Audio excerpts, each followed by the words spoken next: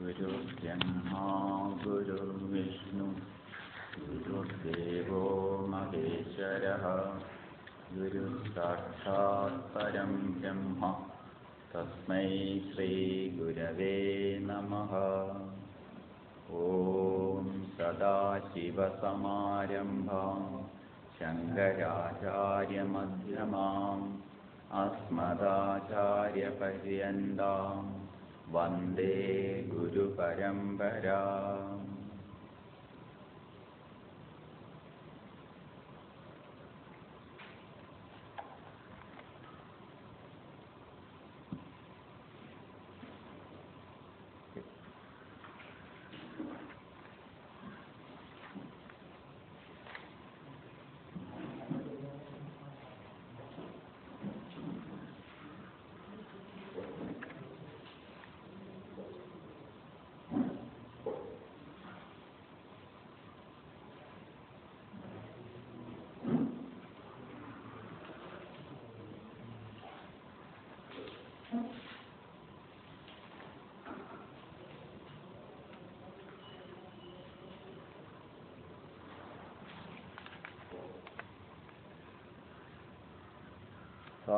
ന കാമയമാന നിരോധരൂപത്വാത് എന്ന 7ാം സൂത്രം. കാമമാകുന്ന രൂപത്തോടു കൂടിയതല്ല, നിരോധരൂപം ആണ്, ത്യാഗരൂപമാണ് ഭക്തി. അവിടെ പ്രേമവും കാമവും തമ്മിലുള്ള ഭേദമാണ് വ്യക്തമാക്കിയത്. ഈശ്വരാഭിമുഖമുള്ള മനസ്സിന്റെ പ്രവാഹമാണ് പ്രേമം എന്നതുകൊണ്ട് ഉദ്ദേശിച്ചത്. കാമം എന്ന് പറയുന്നത് മനസ്സിന് വിഷയങ്ങളിലുള്ള ആസക്തിയും. അത് രണ്ടും വിരുദ്ധഗതികളാണ്. ഒന്ന് ആസക്തിയാണെങ്കിൽ ഒന്ന് അസക്തിയാണ്. ആസക്തി വിപരീതം അസക്തി. ഒറ്റലില്ലായ്മ, അതുമായുള്ള ഇഴുകിച്ചേർച്ചയില്ലായ്മ, അതാണ് അതിൻ്റെ വിരുദ്ധ ഗതികളെ കുറിച്ച് പറഞ്ഞത്. വിഷയങ്ങളെ നനയ്ക്കുന്ന ചിത്തം, അന്ധകരണം എപ്പോഴും വിഷയാസക്തമാണ്. ധ്യാനം ചെയ്യാൻ കഴിയാത്തവരായിട്ട് ആരും തന്നെ ഇല്ല. എന്തുകൊണ്ട്? വിഷയധ്യാനമാണെന്ന് മാത്രം. അതിനെ തിരിച്ചിട്ടാൽ എന്തായി? ഈശ്വരധ്യാനമായി. അതിന് ചില പ്രക്രിയകളുണ്ട്. എവിടെയാണോ മനസ്സ് പോകുന്നത് അവിടെ അതിനെ ആകർഷിക്കാൻ ചിലതൊക്കെ ഉണ്ട്. വളരെ കാലമായി നാം സങ്കല്പിച്ചു കൊടുത്ത ചില ആകർഷണ ശക്തികൾ അതിലുണ്ട്, ആരോപിക്കപ്പെട്ട ശക്തികൾ അതിലുണ്ട്,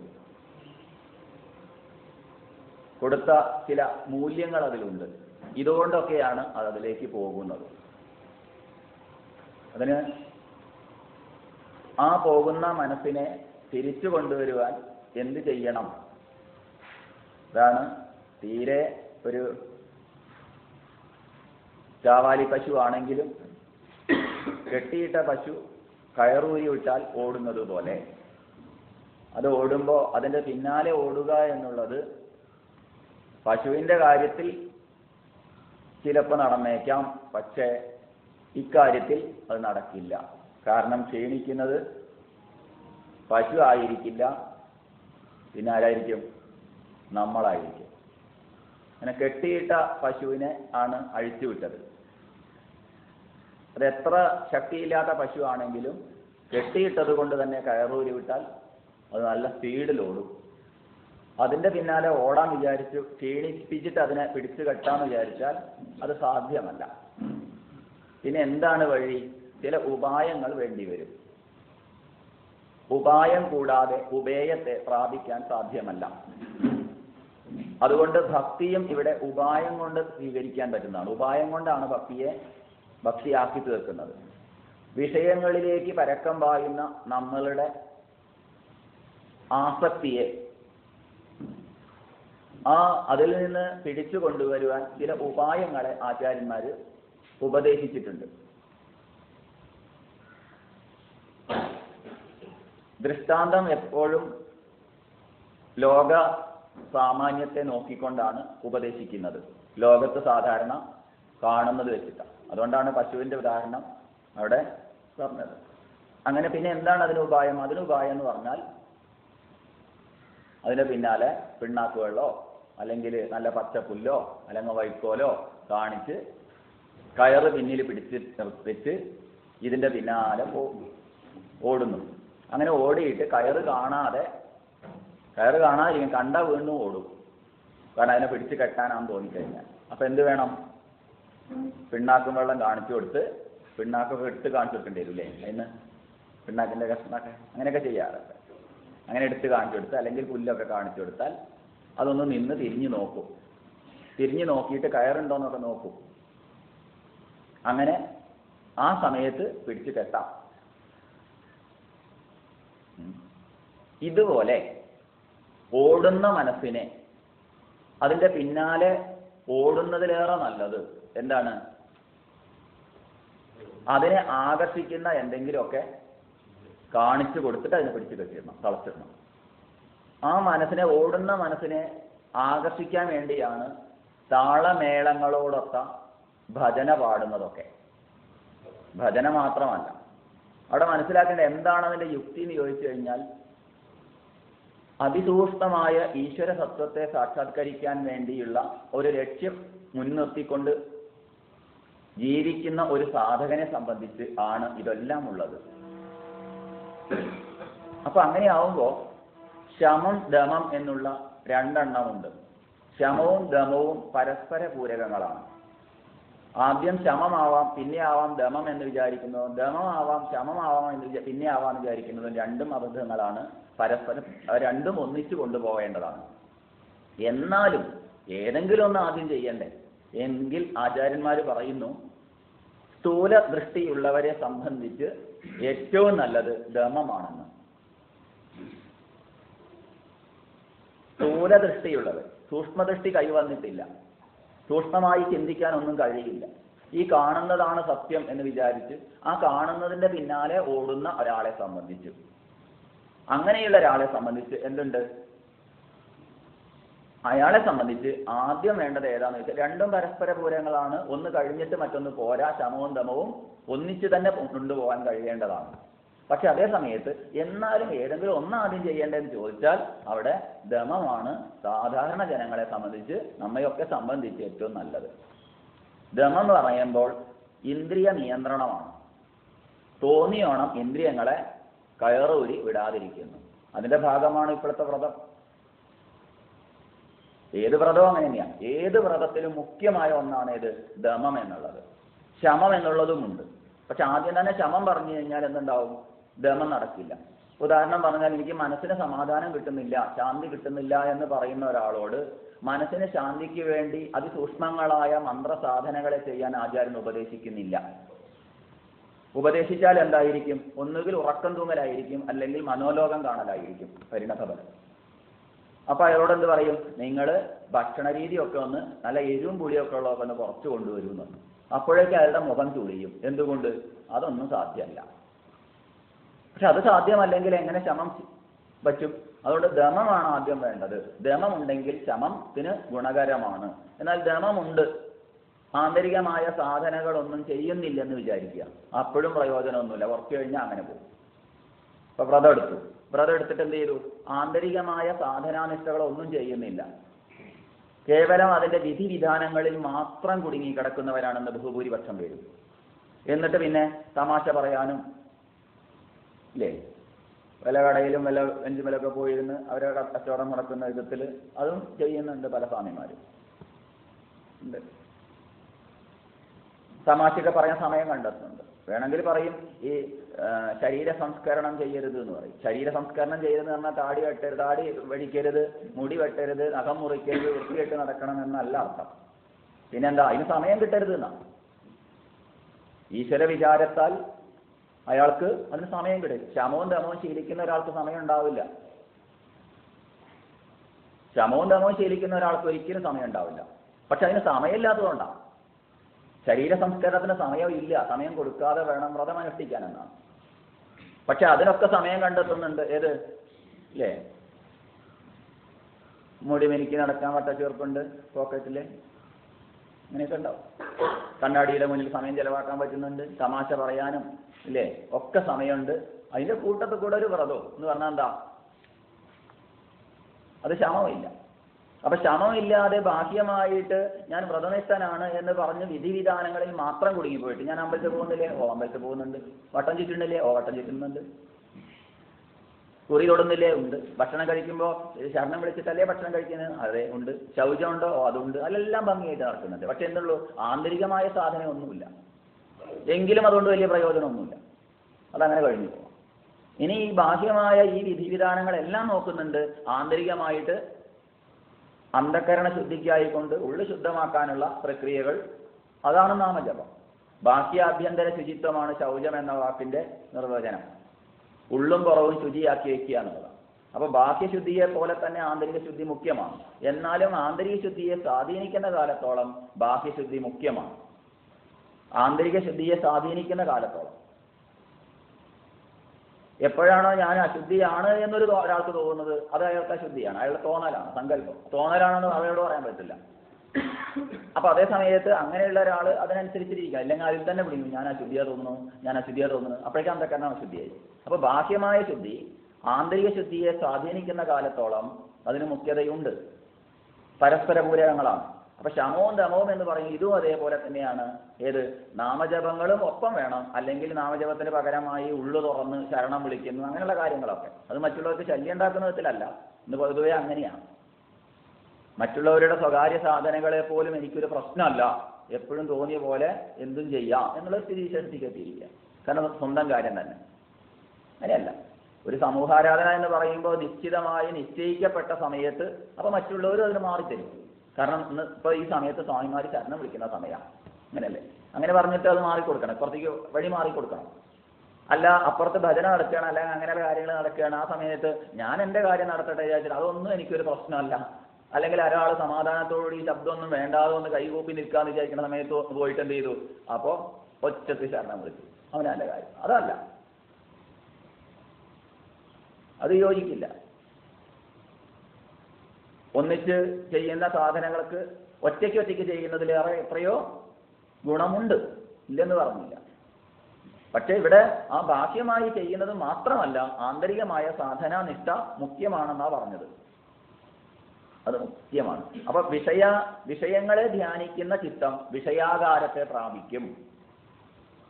എന്തെങ്കിലും ഒന്ന് പ്രാപിക്കാതിരിക്കില്ല, എന്തെങ്കിലും ആകാരതയെ പ്രാപിക്കാതിരിക്കില്ല. ഇവിടെ ആന പറയുമ്പോഴേക്കും ആനയുടെ രൂപത്തെ പ്രാപിക്കും, നെല്ലിക്ക എന്ന് പറയുമ്പോഴേക്ക് രൂപത്തെ പ്രാപിക്കും. ഇങ്ങനെ ഓരോന്നും എന്ത് നമ്മൾ സങ്കല്പിക്കുന്നുവോ അതിനനുസരിച്ചുണ്ടായി, അതിനനുസരിച്ചുള്ള വൃത്തികൾ ഉണ്ടായി. പക്ഷെ ബ്രഹ്മാകാര വൃത്തി എന്നൊക്കെ നമ്മൾ പഠിക്കും. ബ്രഹ്മാകാര വൃത്തി എന്ന് പറഞ്ഞാൽ ബ്രഹ്മം എന്ന് പറഞ്ഞാൽ എങ്ങനെ സങ്കല്പിക്കാം? അപ്പോൾ അതിസൂക്ഷ്മമായ സാധനയിലൂടെ അയാളെ കടത്തിവിടാത്ത കാലത്തോളം ബ്രഹ്മം എന്ന് പറഞ്ഞാൽ വെറുതെ പറയൽ മാത്രമായിരിക്കും. പിന്നെന്താവും? സങ്കല്പിക്കുന്നത് വേറെ എന്തെങ്കിലുമൊക്കെ ആയിരിക്കും. അത് ബ്രഹ്മാകാര വൃത്തിയാണ് എന്നൊക്കെ പറയാനല്ലാതെ ഇനിയിപ്പോ ബ്രഹ്മനൊന്നും വേണ്ട, ഈശ്വര സങ്കല്പം പോലും. അപ്പൊ എവിടെയായിരിക്കും? അതും ശോഭനമായ ചില അധ്യാസങ്ങളിൽ നമ്മെ കുടുക്കിയിടുന്നുണ്ട്, ഇല്ലെന്ന് പറയാൻ വയ്യ. രൂപമില്ലാത്ത ഈശ്വരനെ രൂപത്തോടു കൂടി ആരാധിക്കുന്നു. 1ാം ക്ലാസ് പഠിക്കുന്ന കുട്ടിക്ക് എണ്ണൽ സംഖ്യ എന്ന കണക്കെ. എന്തിനു വേണ്ടിയാണ്? അത് മറ്റുള്ളതിലേക്ക് പോവാതിരിക്കാൻ വേണ്ടിയിട്ടുള്ള ഒരു കുടുക്കിയിടൽ തന്നെയാണ്, ഒരു കെട്ടിയിടൽ തന്നെയാണ്. അല്ലാതെ ഈശ്വരന് രൂപമില്ല എന്ന് പറയുക, എന്നിട്ട് രൂപം കൊടുക്കുകയും ചെയ്യുക എന്നുള്ളതല്ല. ശോഭനമായ, കാരണം നമ്മളെ നശിപ്പിക്കുന്ന, നമ്മളെ ബന്ധിക്കുന്ന രൂപങ്ങൾക്കുപരി നമ്മളെ മോചിപ്പിക്കുന്ന രൂപങ്ങളെ കൊടുക്കുന്നു. ചളി കളയാൻ വേണ്ടിയിട്ട് വേറൊരു ചളി ഉപയോഗിക്കുന്നത് പോലെ, പാത്രം കഴുകാൻ വേണ്ടി വേറൊരു വസ്തു, ചളിയാകുന്ന വസ്തു ഉപയോഗിക്കുന്നത് പോലെ, വസ്ത്രം കഴുകാൻ വേണ്ടി സോപ്പ് ഉപയോഗിക്കുന്നത് പോലെ. പിന്നെ രണ്ടും കഴുകി കളയണം. പിന്നെ എന്ത് വേണം? ഈശ്വരൻ ഇതുമല്ല, അതുവരെ ഊട്ടി ഉറപ്പിച്ചു. മറ്റ് ഇതര ബന്ധനങ്ങളെ ഇല്ലാതാക്കാൻ വേണ്ടി ഒരു ശോഭനമായ അധ്യാസം, ഒരു പെട്ടിയിടല്, അതിന് ശോഭനാധ്യാസം എന്നാണ് പേര് പറയുക. എന്നിട്ട് പിന്നെ എന്ത് ചെയ്യണം? അതിൽ കുടുങ്ങി പോകരുത്. അങ്ങനെ ഈ ശമം ദമം എന്നുള്ളത് ശീലിച്ച് മുന്നോട്ട് കൊണ്ടുപോകണം എന്നാണ്. അതുകൊണ്ട് ഇവിടെ വിഷയങ്ങളെ നനയ്ക്കുന്ന ചിത്തം വിഷയാസക്തമായി തീരുന്നു, ഭഗവാനെ സ്മരിക്കുന്ന ചിത്തം ഭഗവാനിൽ ലയിക്കുന്നു. അവിടെ വേറൊന്നുള്ളത്, ഈ വിഷയങ്ങളിൽ ഇപ്പൊ നേരത്തെ പറഞ്ഞു പശുവിനെ ആകർഷിക്കുന്നത് പോലെ എന്ന്. താളമേള ലയത്തോടുകൂടി ഭജന ചെയ്യുന്നു സ്ഥൂല ദൃക്കുകളായവര്. അത്യധികം സ്ഥൂലമായ ദൃഷ്ടിയോടൊത്ത ഒരാൾക്ക് വലിയ സൂക്ഷ്മമായ സാധനകളെ വിധിക്കുന്നതിലുപരി പൂർവ്വ ആചാര്യന്മാര് ചെയ്ത സമ്പ്രദായം എന്താണ്? ഇതൊക്കെ തന്നെ. നല്ല കൊട്ടും വാദ്യോ അല്ലെങ്കിൽ വല്ല അല്ലേ അങ്ങനെയൊക്കെ ചൊല്ലിയിട്ട് നല്ല താളമേളത്തോട് ക്രമികമായി അവരെ കൂട്ടിക്കൊണ്ടുപോയി ഒരു നാമത്തിന്റെ ആവർത്തനം വരുന്ന അങ്ങനെ കൊണ്ടുപോയി താളമേളങ്ങളൊക്കെ ഇല്ലാതായി ഒരു ലയത്തിലേക്ക് അയാളെ കൊണ്ടുപോകും. ഈ ശീലമാണ് തുടരുന്നത്. ഇതെന്നും തുടരാനല്ല. ആദ്യം തന്നെ അയാൾക്ക് ഒരു ഇത് പറയാ, ഒരു നാരായണ നാരായണ എന്ന്, അല്ലെങ്കിൽ കരിസന്ധരണ മന്ത്രം ഹരേ രാമ രാമ രാമ ഹരേ ഹരേ, ഹരേ കൃഷ്ണ കൃഷ്ണ കൃഷ്ണ ഹരേ ഹരേ. ഇത് കരിസന്ധരണ മന്ത്രമാണ്, കരിസന്ധരണോപനിഷത്തിലെ മന്ത്രമാണ്. ഈ മന്ത്രത്തെ ഉപദേശിച്ചു കൊടുത്ത് അയാൾ അത് ചെയ്തോട്ടെ വിചാരിച്ചാൽ അയാൾക്ക് വീരസ്വത വന്നു വരും. അപ്പൊ വീരസ്വത വരുന്ന ഒരാളെ സംബന്ധിച്ച് അയാളെ സംബന്ധിച്ചോളം എന്ത് ചെയ്യണം? ഒരുപാട് നാമങ്ങളുടെ ആവർത്തനത്തോടു കൂടിയ ആ ഒരു പദ്ധതി അയാൾക്ക് ഉപയോഗിച്ചു കൊടുക്കുന്നു. അത് തന്നെ ഇപ്പൊ ഞങ്ങൾ ആ ഭാഗത്തു കൂടെ ഒക്കെ ഇവിടെ ഉണ്ടോന്ന് അറിയില്ല. അഖണ്ഡനാമം എന്നൊക്കെ പറയുമ്പോ നല്ല ഉഷാറ് കളിയാക്കും. അതെ, ഇവിടെ ഉണ്ടോ? ഇവിടെ ഉണ്ട്. അപ്പൊ അതില് ഞാൻ എത്ര റൗണ്ട് ചവിട്ടി, നീ എത്ര റൗണ്ട് ചവിട്ടി, ഇതൊക്കെ ചോദ്യം. ചവിട്ടി മറക്കി തന്നെയാണ്. അത് കഴിഞ്ഞ ആ നിലം വളരെ നല്ല ഉറച്ചിട്ടുണ്ടാവും. അതെ. എന്നിട്ട് അതിന്റെ പേരിൽ പല മാത്സര്യങ്ങളൊക്കെയാണ്. ഇങ്ങനെ ഒരു ക്ഷേത്രത്തിലുണ്ടായി കുറേ കാലം 10-20 കൊല്ലത്തോളമായി ഇങ്ങനെ നൃത്തം നടക്കുന്ന സ്ഥലം. അപ്പൊ ഇവര് നമ്മള് പറഞ്ഞു അവിടെ കൊളത്തൂർ അദ്വൈതാശ്രമത്തിൽ നവരാത്രിയോടനുബന്ധിച്ച് 9 ദിവസം രാവും പകലും ഇരുന്നു കൊണ്ടാണ് നാമജപം. നമുക്ക് അതൊന്ന് നോക്കിയാൽ എന്താ ചോദിച്ചു. കുറെ കാലമായല്ലോ ഇങ്ങനെ തുടങ്ങിയിട്ട്, അത് ചെറിയൊരു മാറ്റം വരുത്തിയാൽ എന്താ? അങ്ങനെ ഒരു ദിവസം നിശ്ചയിച്ചു. അത് ഉദയം വരെ എന്നുള്ളത് മാറ്റി ഉദയം മുതൽ അസ്തമയം വരെ എന്നുള്ളത് ആദ്യഘട്ടത്തിൽ പകുതി വന്നു. ആരും വന്നില്ല. അവസാനം ഇരുന്നവരാണ് കുടുങ്ങി. വേണ്ട വിമർശനമായി ഇതിന്. കാരണം എന്ന് വെച്ചാൽ പരിഷ്കാരം വരുത്തിയിട്ട് ആളുകൾക്ക് വലിയ ഒരു ഇതായിരുന്നു, എത്ര മഹത്തായ അഖണ്ഡനാമായിരുന്നു, പോയിട്ട് എന്തായി ഒന്നുമില്ലാതെ ആക്കി എന്നുള്ള പേരും കിട്ടി. പിറ്റത്തെ കൊല്ലം മുതൽക്ക് പിന്നെ എങ്ങനെയായി? ഇപ്പോ ആളുകളെ കൊണ്ട് നിറഞ്ഞിട്ട് സ്ഥലം പോരാഞ്ഞിട്ട് ആണ്. അതില് ഒരു റൗണ്ട് പുറത്ത്, അതിൻ്റെ ഉള്ളിലൊരു റൗണ്ട്, അതിൻ്റെ ഉള്ളിലൊരു റൗണ്ട്. അവസാനം നാരദർക്ക് അവരെ പുറത്ത് പോകേണ്ട ഗതിയാണ്. പീഠം മാത്രമേ ഉണ്ടാവുള്ളൂ. അതിന്റെ ചുറ്റുപാടോ ഇങ്ങനെ ഒരുപാട് റൗണ്ട് ഉണ്ട്. അത് രാത്രിയിൽ ഒക്കെ ആള് വളരെയധികം കൂടും. അപ്പൊ ലോറിയിലൊക്കെ ആള് വരിക. ഇവിടെ വന്നു കഴിഞ്ഞാൽ അപ്പുറത്തും പോകണം. അവര് വന്നതല്ലേ, അതുകൊണ്ട് അവിടെയും പോകണ്ടേ. പറഞ്ഞു മനസ്സിലായില്ലേ? നമ്മൾ പോയില്ലെങ്കിൽ മോശമല്ലേ ഈ കല്യാണത്തിനൊക്കെ? ഇവിടെയൊക്കെ വന്നിട്ടുണ്ടെങ്കിൽ അവിടെയും പോകണ്ടേ. എന്നിട്ട് അവിടെ പോയിട്ട് മറ്റവരും ചവിട്ടി പോരണം.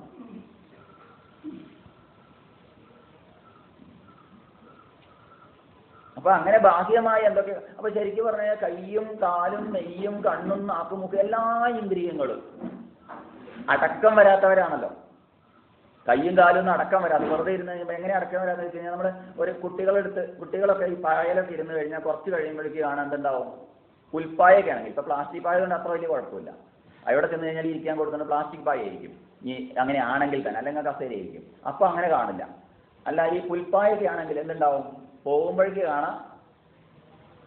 കാരണം അടക്കം വരാത്തവരാ. അല്ലെങ്കിൽ വല്ല പേപ്പറിന്റെ കഷ്ണമൊക്കെ ഉണ്ടെങ്കിൽ എന്തുണ്ടാവും? ഒക്കെ പിച്ചി ചീന്തി നുറുങ്ങായില്ല. അവരെന്നെ അറിയുന്നുണ്ടാവില്ല. അല്ലെങ്കിൽ കയ്യിൽ എവിടെയെങ്കിലുമൊക്കെ പെന്നുകൊണ്ട് വരച്ചിട്ടുണ്ട്. ഇപ്പൊ ഇവിടെ ഇരിക്കുകയാണെന്നുണ്ടെങ്കിൽ ഇപ്പൊ ആരെങ്കിലുമൊക്കെ പിടിച്ചിരുത്തി കഴിഞ്ഞാൽ അവർക്ക് ഈ അടക്കം വരാത്തവരാണെങ്കിൽ എന്തുണ്ടാവും? അത് എത്ര ഉന്നത വിദ്യാഭ്യാസം നേടിയവർ പോലും കണ്ടിട്ടുണ്ട്. വെറുതെ ഇങ്ങനെ വരച്ചിട്ട് മുഴുവൻ വൃത്തികേടായി. അവരെന്നെ അറിഞ്ഞിട്ടുണ്ടാവില്ല. പിന്നെ പോകുമ്പോൾ കാണാൻ ആകെ വൃത്തികേടാക്കിയിട്ടുണ്ടാവും, പെന്നുകൊണ്ടൊക്കെ വരഞ്ഞിട്ട്. ഇത് രജോ ഗുണമാണ്. അടക്കം വരാത്തൊരു സ്ഥിതിയാകും. തന്നെ തനിക്ക് നിയന്ത്രിക്കാൻ കഴിയുക, അറിയാതെ അങ്ങനെ നടന്നുകൊണ്ടിരിക്കുക. അല്ലെങ്കിൽ ഒരാൾ വാദോരാതെ വർത്താനം പറഞ്ഞുകൊണ്ടിരിക്കും. കേൾക്കുന്ന ആൾക്ക് തന്നെ അസ്വസ്ഥതയായിരിക്കും. ഒരു കാര്യം ഉണ്ടായാൽ വെറുതെ അങ്ങനെ പറഞ്ഞുകൊണ്ടിരിക്കും.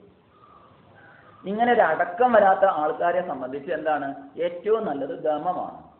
ഇന്ദ്രിയ അടക്കം വരുത്താനുള്ള പരിശ്രമമാണ്. അതാണ് ഭക്തി എന്നുള്ളതിൽ ആദ്യത്തെ ഒരു ഉപായമായിട്ട് പറയുന്നത്. അത് ഓരോ വ്യക്തിയെ സംബന്ധിച്ചാണ്.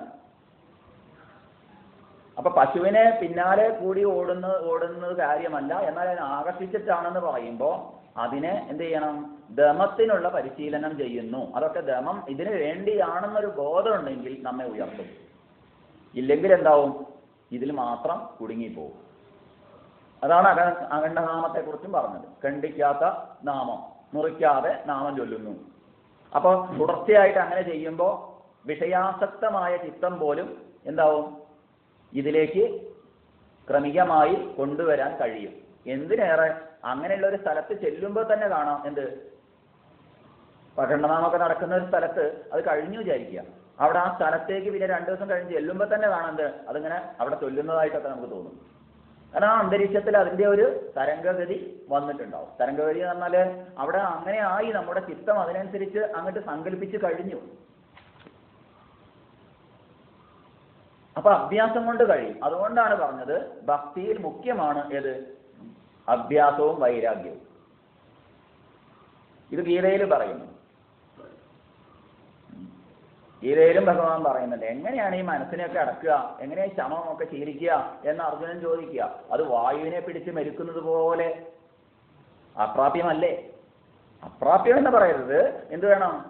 വൈരാഗ്യം കൊണ്ടും അഭ്യാസം കൊണ്ടും, ഇത് രണ്ടും വേണം. വൈരാഗ്യം എന്ന് പറയുമ്പോൾ രാഗമൊഴിഞ്ഞ സ്ഥിതി. എവിടേക്ക് ഒരു വസ്തുവിലേക്ക് ഒരാളുടെ മനസ്സ് താൻ അറിയാതെയാണെങ്കിലും അത് പോകുന്നുണ്ടെങ്കിൽ അഭ്യസിച്ച പോലെ നിരന്തരം പോയിക്കൊണ്ടേയിരിക്കുന്നത് കൊണ്ടാണ് അത് പോണത്. അവിടെ എന്തെങ്കിലും ഒന്നുണ്ടാവണം ആകർഷിക്കുന്ന. ഒരമ്പലത്തിലേക്ക് ഒരാൾ പോകുന്നുണ്ടെങ്കിൽ അതിനും വേണം എന്ത്, അവിടെ അതിനെ ആകർഷിക്കാനുള്ള എന്തെങ്കിലുമൊക്കെ ഉണ്ടാവും. ഒരു വിദേശ മദ്യശാലയിലേക്ക് ഒരാൾ പോകുന്നുണ്ടെങ്കിൽ അതിനുണ്ട് അവിടെ ആകർഷിക്കാനുള്ള എന്തോ ഒരു ആകർഷകത അവിടെ ഉണ്ട്. എന്തിനേറെ ഈ കാലിക്കറ്റ് യൂണിവേഴ്സിറ്റി ചേറലിലേക്ക് ഇവിടേക്ക് കുറച്ച് പേര് വരണമെന്നുണ്ടെങ്കിൽ എന്ത് വേണം, അതിനും അവരെ ആകർഷിക്കുന്ന എന്തോ ഉണ്ട്, ഇല്ലേ? ഇല്ല. അപ്പൊ എവിടേക്ക് ഒരാൾ പോവുകയാണ്, എന്തിലേക്ക് ആയിക്കോട്ടെ, അവിടേക്ക് പോകണം എന്നുണ്ടെങ്കിൽ അവിടേക്ക് എന്തോ ആകർഷിക്കുന്ന എന്തോ ഉണ്ട്, ഇല്ലെന്ന് പറയാൻ പറ്റില്ല. എന്തെങ്കിലുമൊക്കെ കിട്ടുന്നത് കൊണ്ടാണ് അവിടെ വരുന്നത്. ആ കിട്ടുന്നത് ഭാവിയിൽ നമുക്ക് ഗുണകരമാണോ അതോ താൽക്കാലികമാണോ? ഉപയോഗിക്കുന്ന സമയത്ത് അത് വിഷമാണ്, പിന്നേക്കത് അമൃതാണ്, പിന്നേക്കത് വിഷമാണെങ്കിൽ അതെന്ത് വേണം? ബുദ്ധിയുള്ളവരെന്ത് ചെയ്യും? പരിണാമത്തിൽ വിഷമയമായിരിക്കുന്നതാണ്. വിഷമം എന്ന് പറഞ്ഞാൽ വിഷമം, നമ്മുടെ സമനിലയെ തെറ്റിക്കുന്നതാണെങ്കിൽ എന്തുണ്ടാവും? വിഷമാണെങ്കിൽ മനുഷ്യന്റെ ഭ്രമത്തിലേക്ക് നമ്മെ കൊണ്ടുപോവുകയാണ്, മനുഷ്യത്വത്തിൽ നിന്ന് അധപ്പതിപ്പിക്കുന്നതാണ് അതെങ്കിൽ എന്ത് ചെയ്യും? വിശേഷ ബുദ്ധിയുള്ളവർ എന്ത് ചെയ്യും? താൽക്കാലികമായി അമൃതാണെന്ന് തോന്നുന്നതെങ്കിലും പരിണാമത്തിൽ വിഷമയമായത് ബുദ്ധിയുള്ളവർ ഉപേക്ഷിക്കും. ഇങ്ങനെ എവിടേക്കാണ് തൻ്റെ മനസ്സ് പോകുന്നത്, അത് തനിക്ക് ഗുണകരമാണോ എന്ന് ദീർഘദൃഷ്ടിയുള്ളവർ, നേരത്തെ പറഞ്ഞ സ്ഥൂലദൃഷ്ടിയുള്ളവർക്ക് അത് ആലോചിക്കാൻ വയ്യ, അവരെ കൂടി ദീർഘദൃഷ്ടിയുള്ളവരാക്കി തീർക്കുന്നതാണ് ഏത്? ഇത്. ഹ്രസ്വദൃഷ്ടി അല്ല അവർക്കുള്ളത്. ക്രമേണ അങ്ങനെ ഉപയോഗിക്കാൻ ശീലിച്ചാൽ പോകുന്നതിൽ നിന്ന് എന്തിലേക്ക് പോകുമ്പോഴും നമ്മൾ ആലോചിക്കും, എന്ത്, ഇതെനിക്ക് ഭാവിയിലേക്ക് ഗുണമാവുമോ അതോ താൽക്കാലികമാണോ? അതുകൊണ്ട് ഈ നാരദീയ ഭക്തിസൂത്രങ്ങളൊക്കെ കൊച്ചുകുട്ടിയാവുന്ന ആളിൽ തന്നെ പഠിച്ചു കഴിഞ്ഞാൽ, അല്ലേ? ചിലർ ചോദിക്കാറുണ്ട്, എന്താ ഭഗവത്ഗീത പഠിക്കുന്ന സമയത്ത് എന്താ അതുകൊണ്ടുള്ള ഗുണം എന്ന് ചോദിക്കാറുണ്ട്. അതിലെ ഓരോ ശ്ലോകങ്ങളും നമ്മൾ ഉത്തരോത്തരം ഒരു വ്യക്തിയെ ഉന്നതിയിലേക്ക് നയിക്കുന്നു പറഞ്ഞ ഒരു ദീർഘദൃഷ്ടി അതിലുണ്ട്. പക്ഷേ മറ്റുള്ളതിലൊന്നും ഗുണമില്ല എന്നല്ല പറയുന്നത്, ഗുണമുണ്ട്. പക്ഷെ ഗുണത്തെ ഇങ്ങനെ വേണം നമ്മൾ കണക്കാക്കാൻ. ഇപ്പൊ പെട്ടെന്ന് പ്രത്യക്ഷമായിട്ട് ഗുണം ചെയ്യുന്നതുണ്ട്, പിന്നെ അതുകൊണ്ട് ദുഃഖിക്കുന്നുമുണ്ട്. ഉദാഹരണം പറഞ്ഞാൽ ഇവിടെ നേരത്തെ പറഞ്ഞു, മത്തോ ഭവതി, മത്തനായി തീരുക, അതായത് മതമത്തനായി തീരുക. മതമത്തനായി തീരാൻ ഭക്തിസൂത്രം പഠിക്കേണ്ട ആവശ്യമൊന്നുമില്ല. ഏറ്റവും നല്ലത് ഏതാ? പക്ഷെ അത് എന്ത് ചെയ്യുന്നു? അത് താൽക്കാലികമാണ്. പിന്നെ സാമ്പത്തികമായും സാമൂഹികമായിട്ടും ശാരീരികമായിട്ടും ഒക്കെ അയാളെ തളർത്തുകയാണെന്ന് നമ്മൾ കാണുന്നുണ്ട്. അങ്ങനെ ഒരു വിശേഷബുദ്ധി ഉപയോഗിക്കുന്ന ഒരാൾ, എന്നാൽ ഇത് വേണം താൻ, ഏത്, ഈ മതമത്തനായി തീരണം. കാരണം ആനന്ദം തന്നെയാണ് ഉദ്ദേശിക്കുന്നത്. അപ്പോ അതില്ലാതെ ബാഹ്യ വസ്തു ആലംബനം ഇല്ലാതെ തന്നെ കഴിയുന്നു. അപ്പൊ ഇവിടെ പറയുമ്പോൾ അതൊന്ന് പോയി നോക്കാം, ദോഷമില്ലാത്ത ഗുണം. അല്ലെങ്കിൽ മാംസാഹാരം കഴിക്കുന്നു ഒരാൾക്ക്, അതുകൊണ്ട് ഗുണം ഇല്ലെന്നൊന്നും പറയാൻ വയ്യ. പക്ഷേ അവിടെ നമ്മൾ പറഞ്ഞു കൊടുക്കുക എന്നത് എന്താണെന്ന് വെച്ചാൽ, മാംസാഹാരത്തിന് ഗുണം ഇല്ലെന്നല്ല, അതിൽ ഗുണമുണ്ട്. ഇല്ല, ഉള്ളത് നമുക്ക് ഇല്ല എന്ന് പറഞ്ഞിട്ട് കാര്യമൊന്നുമില്ല, തെറ്റിദ്ധരിപ്പിച്ചിട്ട് കാര്യമൊന്നുമില്ല. മാംസാഹാരം കഴിക്കുന്നവർക്ക് ഗുണമില്ല എന്ന് പറഞ്ഞാൽ തെറ്റാണ്. പക്ഷെ ഗുണത്തിലധികം എന്തുണ്ട്? ദോഷമുണ്ട്. അപ്പൊ ദോഷാധിക്യം കൂടുതലുള്ള ഗുണമാണോ വേണ്ടത്, ദോഷമില്ലാത്ത ഗുണമാണോ വേണ്ടത്? ഇവിടെയാണ് ചർച്ച. അല്ലാതെ നമ്മൾ ഒരാളോട് പോയിട്ട് നിങ്ങൾ മാംസാഹാരം ഒന്നും കഴിക്കരുത് കേട്ടോ, ഫുൾ സാത്വികനായി തീർന്നോളൂ എന്ന് പറഞ്ഞാൽ അതിൽ ആസക്തചിത്തനായ ഒരാളെ ആകർഷിക്കാൻ കഴിയില്ല. പറഞ്ഞവൻ പോണ്ടി വരും. കാരണം നിത്യവും അയാൾ അതില്ലാതെ ഭക്ഷണം ഇറങ്ങാത്ത ഒരാളായിരിക്കും. അയാളോടാ പോയിട്ട് പറഞ്ഞു കൊടുക്കുന്നത്. ഇനി അഥവാ അയാൾ അടക്കി വെച്ചിട്ട് അങ്ങനെ ചെയ്താലോ, അത് അതിലേറെ ഗുണമാണ്. പൂർവാധികം ശക്തിയോടുകൂടി അഗ്നിപർവ്വത സ്ഫോടനം പോലെ അദ്ദേഹത്തിന്റെ ആഗ്രഹം കൂടുതൽ ആസക്തിയിലേക്ക് നയിക്കും. അത് ഗുണകരമല്ല. മറിച്ച് എന്ത് വേണം? ഇത് പറഞ്ഞു കൊടുക്കാൻ പറ്റും. ഇത് അത് ദോഷമാണ്, ഇത് ദോഷമാണെന്നൊന്നും പറഞ്ഞു കൊടുക്കുന്നില്ലേറെ നല്ലത് ഇത് ഇന്നത് കഴിച്ചാൽ അതിന് എന്തുണ്ട്? ഗുണമില്ലെന്നല്ല, ദോഷവുമുണ്ട്. അപ്പൊ ദോഷം കൂടുതലുള്ള കുറച്ച് ഗുണമാണോ നിനക്ക് വേണ്ടത്, ദോഷം തീരെയില്ലാത്ത അല്പം ഗുണമാണോ എനിക്ക് വേണ്ടത്? അങ്ങനെ വിശേഷബുദ്ധി ഉപയോഗിക്കുന്ന ഒരാൾ എന്ത് ചെയ്യും? ശരിയാ പറഞ്ഞത്. ഇങ്ങനെ വൈരാഗ്യ ബുദ്ധിയെ സമ്പാദിക്കും. എവിടെ മനസ്സ് പോകുന്നുവോ അവിടെ പോവണ്ടെന്ന് പറഞ്ഞിട്ട് കാര്യമില്ല, പോവും. ആരോടും പറഞ്ഞിട്ടൊന്നും ആവില്ല പോവുക. ചിലപ്പോ പറയുന്ന ആളെ കാണാൻ പോവില്ല എന്ന് വരും. അല്ലെ, നല്ല അല്ലേ, പകൽമാന്യനായിട്ട് ഇരിക്കും. ആ പകൽമാന്യതയായിരിക്കും. പക്ഷെ അതെന്തുണ്ടാവും? അയാളെ വഴിക്ക് പോകും. ഗുണം എന്തായിരിക്കും? അതിന്റെ ഗുണം അയാളിൽ ഉണ്ടാവുകയും ചെയ്യും. അപ്പൊ ജ്ഞാനവൈരാഗ്യം, അറിവും വൈരാഗ്യവും വേണം. അതാണല്ലോ ഭക്ഷണം കഴിക്കുമ്പോഴൊക്കെ നമ്മൾ പ്രാർത്ഥിക്കുന്നില്ലേ, അന്നപൂർണേ സദാപൂർണേ ശങ്കര പ്രാണവല്ലഭേ ജ്ഞാന വൈരാഗ്യ സിദ്ധ്യർത്ഥം ഭിക്ഷാം ദേഹി ച പാർവതി. ഈ കഴിക്കണ അന്ന എന്തിനു വേണം? എന്തിനു വേണ്ടിയില്ല? ജ്ഞാനവൈരാഗ്യത്തിനും കൂടി ആകണം. ജ്ഞാനവൈരാഗ്യങ്ങളാകുന്ന ഒരു സിദ്ധിയെ പ്രദാനം ചെയ്യുന്നത് കൂടി ആയിരിക്കണം കഴിക്കുന്നത്. അല്ല ഏതെങ്കിലുമൊക്കെ കഴിച്ചു കൂട്ടിയിട്ട് വലിയ കാര്യമൊന്നുമില്ല. അമ്മ കുട്ടിക്ക് ഭക്ഷണം കൊടുക്കുന്നു, ആ കൊടുക്കുന്നതോടൊപ്പം എന്തെങ്കിലും പോഷക അംശങ്ങൾ ആ കുട്ടിയിലേക്ക് ലഭിക്കണം. അല്ലാതെ വെറും മലമായി പോകുന്നതാണെങ്കിൽ വലിയ കാര്യമൊന്നും ഇല്ല. എന്തെങ്കിലുമൊക്കെ കിട്ടണം. അങ്ങനെയുള്ള ഭക്ഷണങ്ങളെ കൊടുക്കുന്നു. അപ്പോൾ കൊടുക്കുന്ന രീതി വളരെ കേമമാണ്. കാരണം അടിച്ചിട്ടും കുത്തിയിട്ടും നല്ല അമ്പിളിമാമനെ കാണിച്ചു കൊടുത്തിട്ട് തന്നെയാണ് കൊടുക്കുന്നത്. ആ രീതി വളരെ ശോഭനീയമാണെന്നുള്ളത് കൊണ്ട്, വിധിവിധാനങ്ങളിൽ കഴിഞ്ഞുകൂടി എന്നുള്ളത് കൊണ്ട് മാത്രം പ്രസക്തമല്ല. പിന്നെന്താണ്?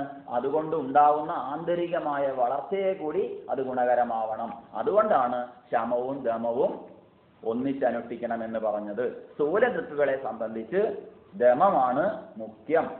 കരചരണങ്ങളെ കൊണ്ട്, അതാണ് കായേന വാച മനസേന്ദ്രിയർവ ബുദ്ധ്യാത്മനാവ പ്രകൃതേ സ്വഭാവാത്. അതിന് വേറെ ഒരു വ്യത്യാസമുണ്ട് ഭാഗവതത്തിൽ. ഏതാ?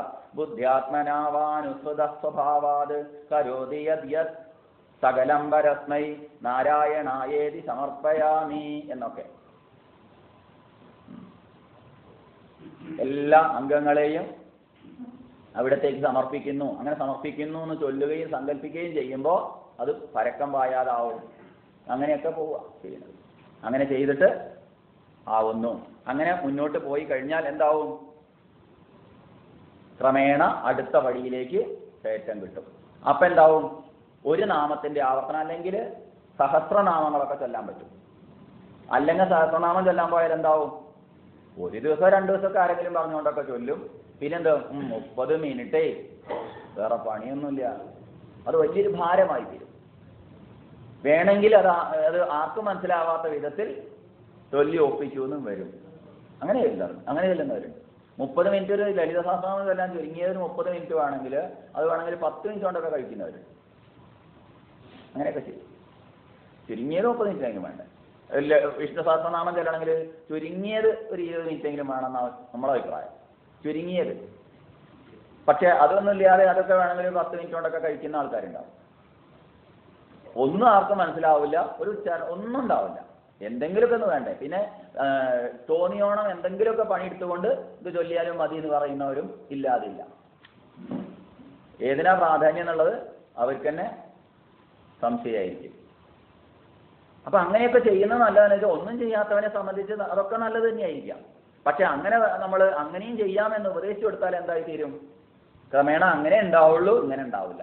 ഇത് എന്തിനാന്നുള്ളത് മറന്നുപോകും. എന്താണ് ഇതുകൊണ്ടുള്ള ഉദ്ദേശം എന്നുള്ളത് മറന്നുപോകും.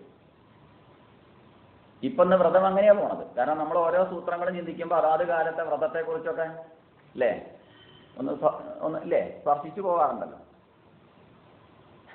പണ്ഡരീപുരത്തും ശബരിമല വ്രതാനുഷ്ഠാനത്തിലും ആണ് ഏത് വ്രതം തുടങ്ങുന്ന അന്ന് മുതൽക്ക് തന്നെ ഈശ്വരഭാവത്തെ അയാളെ കാണുന്നത് അല്ലേ. സ്വാമി സ്വാമി എന്ന് പറഞ്ഞ പകുതി അല്ല, സ്വാമി എന്ന് പറഞ്ഞ പകുതി, സ്വാമി എന്ന് പറഞ്ഞ യജമാനൻ എന്നർത്ഥം. മുദ്ര ധരിച്ചതോട് അന്ന് മുതൽക്ക് അയാൾ ഈശ്വരനാമത്തിൽ അറിയപ്പെടുകയാണ്. അയാൾ ഏത് പേരിലുള്ള ആളായാലും എല്ലാറ്റിലും ഈശ്വര ദൃഷ്ടി കൈവരുന്ന ഒരു അഭ്യാസം അയാൾക്ക് ഉണ്ടാവുകയാണ്. വൈരാഗ്യം ഇല്ലെങ്കിൽ അഭ്യാസമുണ്ട്. എന്തിനീ സ്വാമി എന്ന് വിളിക്കുന്ന ഒരു സ്ഥിതിയിലേക്ക് എത്തിച്ചേർന്നിട്ടുണ്ട്. അത് പോയി വ്യക്തിയല്ല, വ്യക്തികളുടെ ചെയ്തികളെ പോലും സ്വാമി എന്ന് വിളിക്കുന്ന സ്ഥിതിയിലേക്ക് അല്ലേ, അങ്ങനല്ലേ. എന്നിട്ടൊരു പരിഹാസ രൂപത്തിൽ പോലും ആയിട്ടുണ്ട്. എന്തോ ആവട്ടെ, എന്നാലും സ്വാമി എന്നാണല്ലോ വിളിക്കണത് അല്ലേ, അങ്ങനല്ലേ. പറഞ്ഞതിലും വല്ല കുഴപ്പമുണ്ടോ? പക്ഷെ സ്വാമി എന്ന് പറഞ്ഞാൽ യജമാനൻ എന്നാണ്, ഇന്ദ്രിയങ്ങളുടെ യജമാനൻ എന്നാണ്. സ്വാമി എന്ന് പറഞ്ഞാൽ പകുതി. അപ്പൊ ഗുരുനാഥനിൽ നിന്ന് വേണം ദീക്ഷ സ്വീകരിക്കുന്നത് പോലെ തന്നെയാണ് ഇത് മുദ്ര ധരിക്കേണ്ടത്. ഗുരുനാഥനാണ് മുദ്ര ധരിച്ചു കൊടുക്കുന്നത്. അന്ന് മുതൽ തന്നെ അയാള് അയ്യപ്പൻ അങ്ങ് ദൂരെയല്ല, എവിടെയാണ്? തന്നിൽ തന്നെയാണ്, തന്നോട് ഏറ്റവും അടുത്ത് നിൽക്കുന്ന ആളാണ്, അഥവാ തന്നോട് ചേർന്നവനാണ് എന്ന ബോധം അയാൾക്കില്ല. എന്നാലും ഇവിടെ ഉദ്ദേശിക്കുന്നത് അതാണ് ഗുരുനാഥൻ. ക്രമികമായി ആ വ്യക്തിയെ അതിസൂക്ഷ്മങ്ങളായ സാധനകളിലൂടെ കടത്തിവിടുമ്പോൾ അയാൾ അറിയും ഏത് അന്ന് ചാർത്തിയത് ഇതിനു വേണ്ടിയാണ് എന്ന്. എത്ര കൊല്ലം കൊണ്ടാണെന്ന് പറയാൻ പറ്റില്ല. 18 കൊല്ലം പോയാലാണോ അറിയാമെന്ന് ചോദിച്ചാൽ പറയാൻ പറ്റില്ല. ചിലപ്പോൾ 1 കൊല്ലം കൊണ്ട് തന്നെ അറിഞ്ഞെന്ന് വരും. ഹൃദ്ദേശോർജുന തിഷ്ഠതി, അല്ലെങ്കിലും അറിഞ്ഞെന്ന് വരും. കാരണം പാത്രത്തിലിട്ട പഴം പോലെ എൻ്റെ ഉള്ളിലാണ് ഈശ്വരൻ എന്ന് അറിഞ്ഞിട്ട് വലിയ കാര്യമൊന്നുമില്ല, വിപരീതം. അങ്ങനെയാണെങ്കിൽ ചിലപ്പോൾ പോയി നമസ്കരിക്കുന്നത് കാർഡിയോളജിസ്റ്റിനെ ആയിരിക്കും. കാരണം അതിൻ്റെ ഉള്ളിൽ ഈശ്വരൻ ഇരിക്കുന്നുണ്ട്, ഒന്ന് ഓപ്പറേഷൻ ചെയ്ത് തരുമോ ഉള്ളിൽ. അങ്ങനെയല്ല. അങ്ങനെ ഈശ്വരൻ ഒരു പാത്രത്തിലിട്ട പഴം പോലെ ഉള്ളിലിരിക്കുന്നവനല്ല. അത് അതിസൂക്ഷ്മമായ തന്നിൽ താനായി വർത്തിക്കുന്നതാണ്. ഈ ഉപാധിഗതമായ ശരീരം ഈശ്വരനാണെന്ന് മനസ്സിലാക്കിക്കാനുമല്ല. അത് ഉപനിഷത്തുകളിൽ നമ്മൾ പഠിക്കുന്നുണ്ട് അല്ലേ. ഈ ഉപാധിഗതമായ ശരീരമാണ് ഈശ്വരൻ എന്നല്ല പഠിക്കുന്നത്. പിന്നെന്താണ്? അതിലെന്താണ്? ഉള്ളിൽ നിന്നുള്ള പ്രത്യേകാത്മാവ്, പ്രത്യേക് ഉള്ളിൽ ഞാൻ എന്ന ഭാവം. ആ ഞാനെന്ന ഭാവം വാസ്തവത്തിൽ എവിടെ നിന്നാണ്? ഞാനെന്ന ആ സത്ത്, ആ ഉള്ളുന്ന വരുന്നത്. അത് എവിടേക്കാണ് പോണത്? അന്നമയ ശരീരത്തിൽ നിന്നും പോയി ക്രമികമായി പ്രാണമയ ശരീരത്തെയും പിന്നെ ക്രമികമായി മനോമയ കോശത്തെയും വിജ്ഞാനമയ കോശത്തെയും അതിക്രമിച്ചാൽ ആനന്ദമയ കോശത്തിൽ അന്തർലീനമായിരിക്കുന്ന ആ ഞാനെന്നുള്ളതിന്റെ സ്ഫുരണം കണ്ടറിയുന്നു. കണ്ടറിയാന്ന് പറഞ്ഞാൽ ബാഹ്യമായ കണ്ണുകൊണ്ട് കണ്ടറിയുന്നു എന്നല്ല. അവിടെ വാക്ക് വ്യവഹാരം ഇല്ലാത്തത് കൊണ്ട് എന്തെങ്കിലുമൊക്കെ ഒന്ന് പറയണ്ടേന്ന് മാത്രം. വാക്കുകൊണ്ട് പറയാൻ പറ്റാത്തതിനെ വാക്കുകൊണ്ട് പറയുമ്പോഴുണ്ടാവുന്ന വാക്കിന്റെ പരിമിതി ഇവിടെയൊക്കെ ഉണ്ട്. അല്ലാതെ ഉള്ളിൽ എന്ന് പറയുമ്പോൾ ഈ മജ്ജാസ്തി മാംസ മലമൂത്ര പാത്രമായ ദേഹത്തിന്റെ അകത്ത് എന്നല്ല അർത്ഥമാക്കിയത്. അങ്ങനെയാണെങ്കിൽ നേരത്തെ ചെയ്ത പണിയായിരിക്കും ചെയ്യാൻ പോവാ.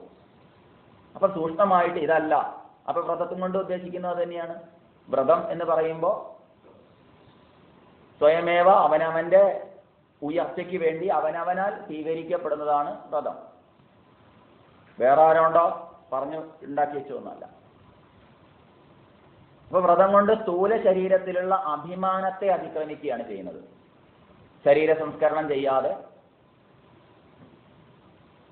സ്ഥൂല ശരീരത്തില് ഞാനെന്ന ഭാവം, ഇത് ഞാനാണെന്ന് ധരിച്ചുപോയി. അതുകൊണ്ടാണ് പലപ്പോഴും ഞാൻ ഏതാരാന്ന് അറിയില്ലേ, ഞാൻ ഇന്നയാളാണ്,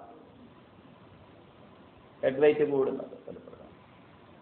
അതിനെയാണ് ജ്ഞാനപാനകാരൻ വ്യക്തമാക്കുന്നത്. ഏത്? വിദ്യ കൊണ്ട് അറിയേണ്ടത് അറിയാതെ വിദ്വാൻ എന്നു നടിക്കുന്നിതു ചിലർ, കുങ്കുമത്തിന്റെ ഗന്ധം അറിയാതെ കുങ്കുമം ചുമക്കും പോലെ എന്നൊക്കെ. അതെ. അപ്പൊ അതൊക്കെ പറയുന്നത് അങ്ങനെയാ. അല്ലെങ്കിൽ ബ്രാഹ്മണോഹം ആഢ്യോഹം ആമ്രേടിതം കലർന്ന്, ഈ ശരീരമാണ്, ഞാൻ ബ്രാഹ്മണനാണ്, ഞാൻ ഉന്നത കുലജാതനാണ്, അല്ലെങ്കിൽ ഞാൻ ഉന്നതമായ സ്ഥാനത്ത് ഇരിക്കുന്ന ആളാണ് എന്നുള്ള തലക്കനം നമ്മൾ സർവ്വഭാവേന കാണുന്നുണ്ട് അല്ലേ? ലോകത്ത് ചിന്തിച്ചു കഴിഞ്ഞാൽ ഓഫീസിലേക്ക് കയറി ചെല്ലുമ്പോൾ അല്ലെങ്കിൽ അതിലൊക്കെ കാണുന്നുണ്ട്. അതിന് നമ്മൾ തന്നെയായിരിക്കാം ഒരു ഘട്ടത്തിൽ അല്ലെങ്കിൽ മറ്റൊരു ഘട്ടത്തിൽ അത് എന്താ പുറമെ നോക്കാനല്ല, നമ്മളിലേക്ക് തന്നെ നോക്കിക്കഴിഞ്ഞാൽ ഈ ശരീരത്തിൽ ഞാനെന്നുള്ള അഭിമാനം കൊണ്ട് എന്തൊക്കെയാണ് വന്നു ചേരുന്നത്, അല്ലെങ്കിൽ വെളുത്തതാണ് കറുത്തതാണ് എന്നുള്ളതൊക്കെ ഉണ്ടാവും.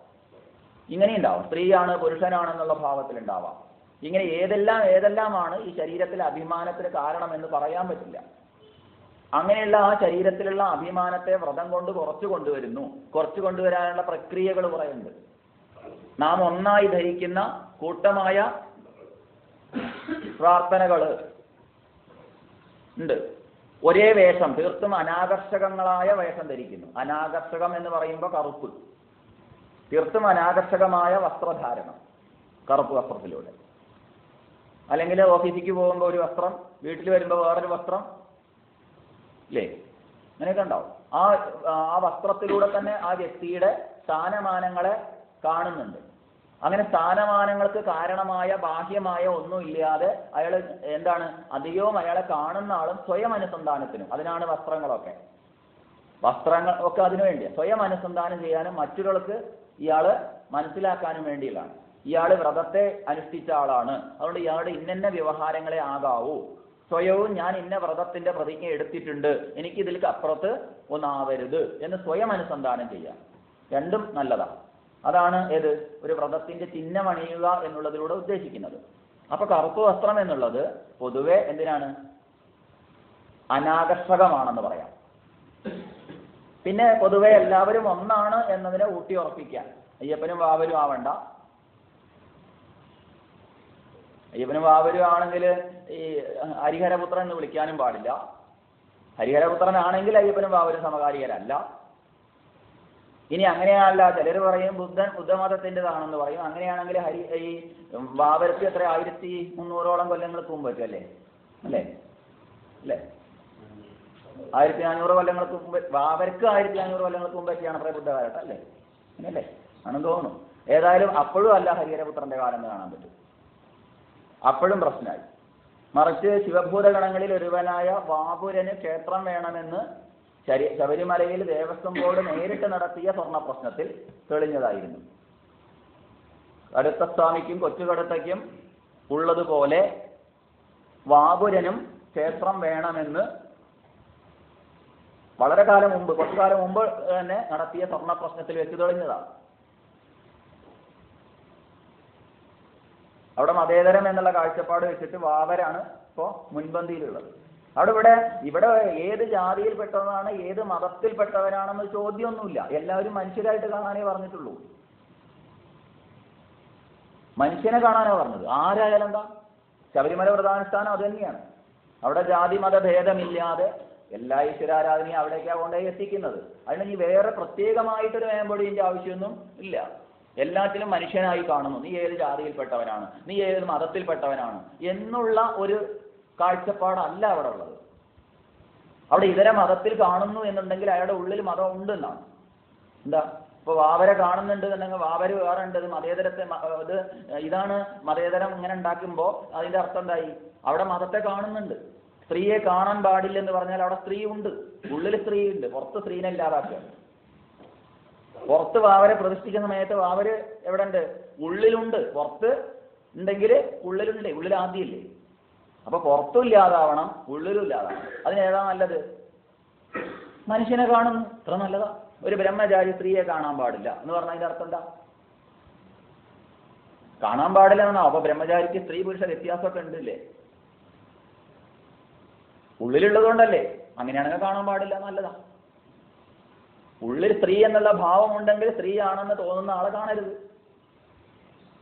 പക്ഷെ ഉള്ളിൽ ഈ ഭാവത്തെ ഇല്ലാതാക്കി കഴിഞ്ഞാൽ പിന്നെന്താ പ്രത്യേകത ഉള്ളത്? ബ്രഹ്മചാരി സ്ത്രീയെ കാണുന്നില്ല എന്നാണ് അർത്ഥം. ബ്രഹ്മചാരി സ്ത്രീയെ കാണുന്നില്ല എന്നാണ് അർത്ഥം. കാണുന്നുണ്ടെങ്കിൽ അയാൾ ബ്രഹ്മചാരിയല്ല. അതേപോലെ തന്നെ അയാൾ ഇതര മതത്തെ കാണുന്നു, മതത്തിന്റെ അടിസ്ഥാനത്തിലാണ് വ്യക്തിയെ കാണുന്നതെങ്കിൽ, അല്ലെങ്കിൽ സമ്പത്തിന്റെ അടിസ്ഥാനത്തിലാണ് ഒരു വ്യക്തിയെ കാണുന്നതെങ്കിൽ, അല്ലെങ്കിൽ സ്ഥാനമാനങ്ങളുടെ അടിസ്ഥാനത്തിലാണ് ഒരു വ്യക്തിയെ കാണുന്നതെങ്കിൽ അയാൾ ആരാണ്? ചിന്തിച്ചു നോക്കൂ. അത് ഒരാൾ സ്ഥാനമാനങ്ങൾക്ക് അടിസ്ഥാനപ്പെടുത്തിയിട്ടാണ് ഒരു വ്യക്തിയെ വിലയിരുത്തുന്നതെങ്കിൽ, ഒരാൾ മതത്തിന്റെ അടിസ്ഥാനത്തിലാണ് മറ്റൊരാൾ വ്യക്തിയെ വിലയിരുത്തുന്നതെങ്കിൽ, അയാളുടെ ഉള്ളിൽ അപ്പോഴും അതുണ്ടല്ലോ. മനുഷ്യനെ കണ്ടാ പോരെ? എന്താ അഭിപ്രായം? എന്താ? അപ്പൊ ഉള്ളിന്റെ ഉള്ളിൽ നിന്ന് പോകാനുള്ള സാധനങ്ങളാണ് ഏത്? വ്രതം എന്ന് മനസ്സിലാവുമ്പോൾ അത് സ്ഥൂല ശരീരത്തിലുള്ള അഭിമാനം, തന്റെ ശരീരത്തിലുള്ള അഭിമാനം പോകുമ്പോൾ ഇതര ശരീരങ്ങളിലുള്ള അല്ലേ സ്ഥാനമാനങ്ങൾ ചൊല്ലിക്കലഹിച്ചു നാണം കെട്ടു നടക്കുന്നിതു ചിലർ, അല്ലേ? അതന്നെയല്ലേ സ്ഥാനമാനങ്ങൾ ചൊല്ലിക്കലഹിച്ചു. അത് വലിയൊരു ദോഷം തന്നെ, നാണം കെട്ടൊരു പരിപാടിയാണ്. അപ്പൊ ഒരു കണക്കിൽ നാണം കെടുന്ന പരിപാടി തന്നെയാണ് ഇത് ഈ കപട മതേതരവാദികൾ ചെയ്തു കൂട്ടുന്നത്.